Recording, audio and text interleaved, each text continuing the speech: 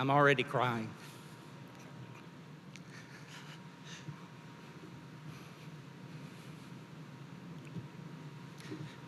So usually when I go out speaking, as my agent Burke Allen will tell you, who's here tonight, I tell stories,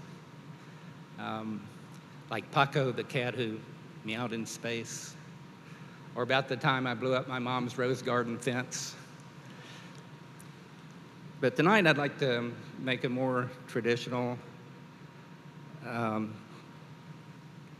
talk in which I give thank yous to a lot of the people that have been so important in my life and have led to this night. So if you'll just bear with me, I'm going to list a number of people.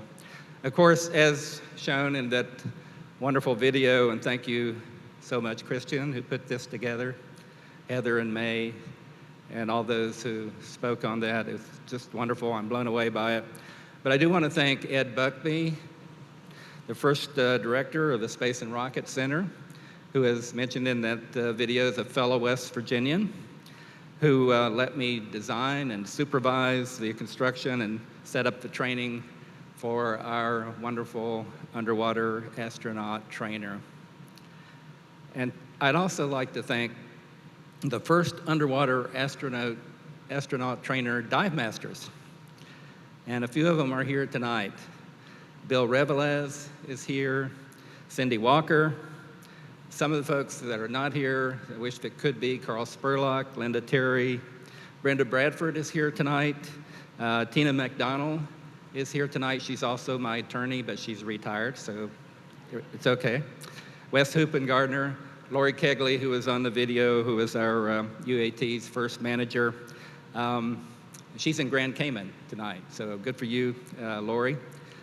Even Dr. Deborah Barnhart was part of our team back then, before she became the CEO of the Space and Rocket Center. But we were charged with trying to figure out how to take teenagers, some of whom who had never even snorkeled before, down to a depth of 25 feet within 2 hours.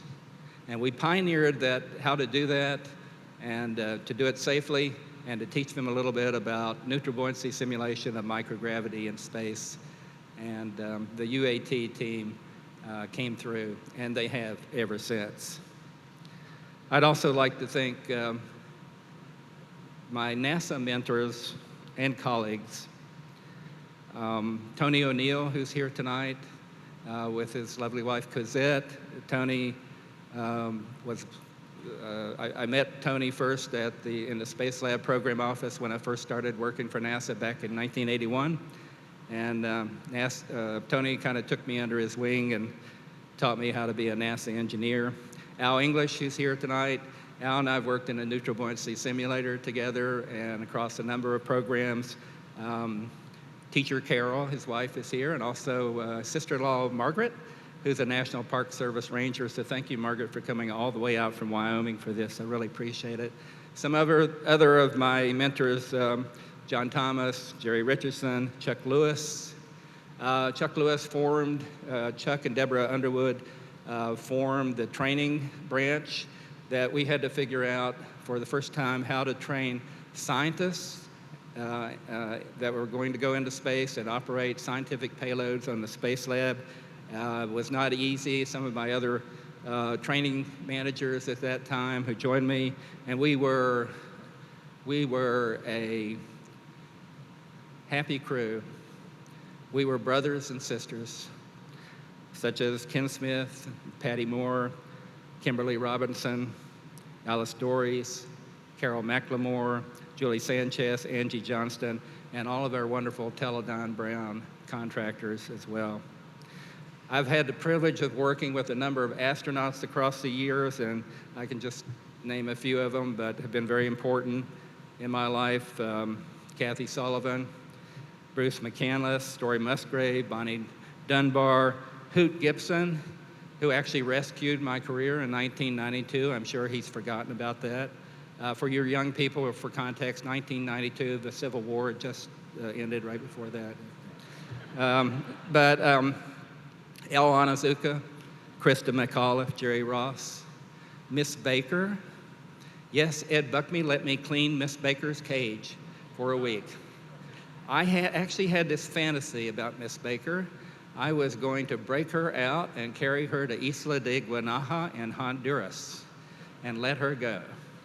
Instead, I took a human female. I'm not quite sure what was the best plan there, but Jan Davis, Mae Jemison, Mark Lee, Pinky Nelson, Sonny Carter, Eileen Collins, my wonderful Japanese astronauts that I was privileged to train on Space Lab J, Mamoru Mori, Takao Doi, who actually carried the National Space Council medal that I won, the National Science Fair, medal that I won back in 1960 into space. Thank you, Takao.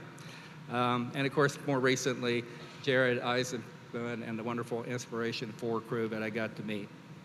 And for our space camp, again, I'm going to unfortunately probably leave a few people out, and I regret that, but our space camp friends that I've worked with and my mentors, there are just so many. Robin Soprano, who heads up space camp, Dr. Kay Taylor, our education head, Dr. Kimberly Robinson, our CEO, our foundation head, Brenda Carr, and we also have, of course, our Space and Rocket Center Commission members here, such as General Jim Rogers, our chair. The neat thing about being on this commission is that we may argue sometimes and disagree, but we all agree on this one thing. We are trying our very best to make the Space and Rocket Center and Space Camp to be the best it can be. Heather Roden, who heads up taking care of our teachers every summer, and I get an opportunity to work with Heather and go out and talk to the teachers. And on a personal side, tonight, Kelly Arnold and Justin Eicherman here, they're my next door neighbors. I recently had a bout that required me to go on chemotherapy, and they looked after me. And also always on call was Dr. Pat Wilson and her husband Dave, who's here tonight, and also my daughter Amy Bandis is here, always on call and looking out for me. And finally, I'd like to dedicate this award to my mom and dad in heaven, and Miss Riley, my teacher in heaven, who spurred me on to greater heights, and to the people of Coalwood, West Virginia, who raised me, and of course the Rocket Boys, Roy Lee Cook, Odell Carroll, Sherman Sears, Quentin Wilson, and Billy Rose. And finally, again, to Joe Johnston, the director, and the actor Jake Gyllenhaal, who played me in October Sky to such perfection, it has inspired millions of people around the world to this day. And I have no doubt that Jake will someday stand in front of the Motion Picture Academy of Arts and Scientists and accept a gold statuette named Oscar. But even then, he will not be as privileged as I am tonight. Because not only did I get inducted into the Space Camp Hall of Fame, but I also got to meet Astro Alexandria. Eat your heart out, Jake. Thank you. Thank you.